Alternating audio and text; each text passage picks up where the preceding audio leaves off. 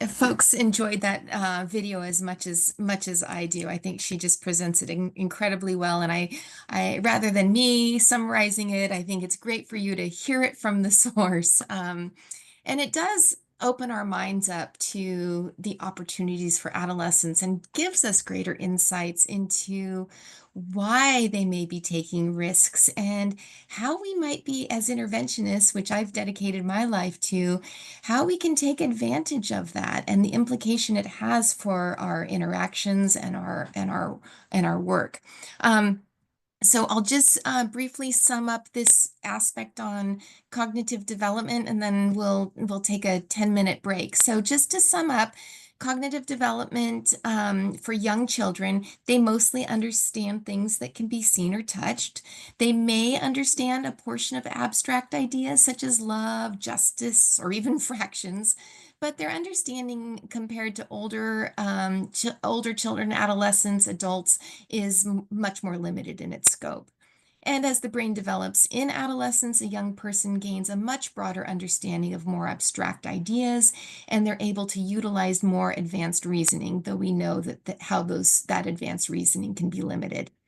Another new skill that develops is thinking about thinking, or what we call metacognition, which can help adolescents think about how they learn best, and it can help them find ways to improve how they absorb new information. It can also help them plan for their future and consider how their choices and their values affect that future. Their ability to learn is enhanced with the vast array of structural developments that are happening in the brain. And when you think about the adolescent brain, it's really a learning machine that's evolving in absorbing facts, ideas, and skills. And of course, cognitive development, much like physical development, happens at a different pace for every adolescent. Cognitive developments have important behavioral implications. There's considerable neuroplasticity. That adolescent brain, as you heard, is just highly sensitive to the environment, making it a dynamic and sensitive period and opportunity for learning.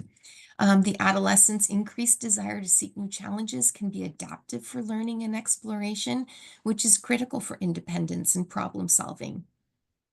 Changes in social and emotional processing may increase adolescents' ability to adjust to changing social contexts.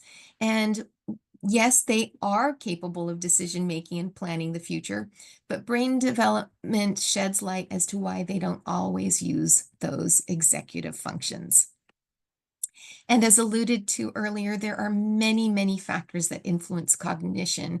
There are different learning styles and multiple forms of intelligence.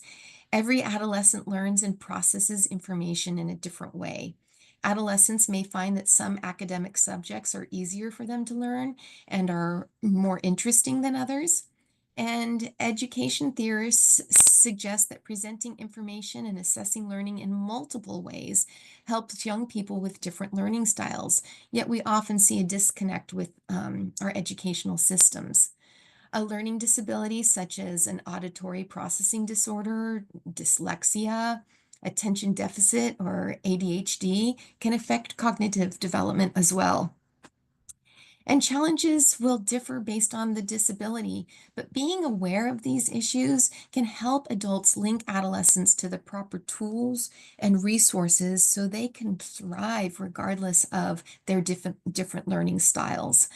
For some adolescents, brain development might be more difficult because of earlier or ongoing trauma that they're experiencing. We know how the brain reacts to the environment. And we have research now that shows that experiencing violent neglect or abuse actually stunts brain growth. Being aware of trauma and its potential impact, whether in early childhood or in adolescence, and helping adolescents with strategies to cope can go a long way improving young people's well-being. As I mentioned earlier, many mental health disorders first appear during adolescence, in part because of these changes in the physical brain development. Um, And adolescents struggling with mental health issues may have decreased motivation or have a harder time with cognitive tasks, such as planning and decision making. So they need that additional support. And adults can support adolescents by watching out for mental health warning signs and providing teens who face such challenges with treatment and support. At the same time, substance use can greatly hinder adolescents' potential by slowing and stunting their actual brain development during this sensitive period.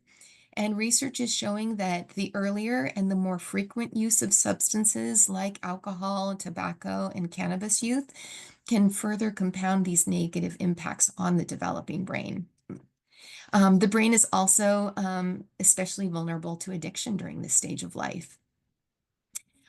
Use of alcohol, tobacco, and other drugs in the teen years is associated with increased risk for adult substance use disorder. And I've talked a little bit about adverse childhood experiences in that effect. And of course, sleep, diet, exercise all influence how the brain functions.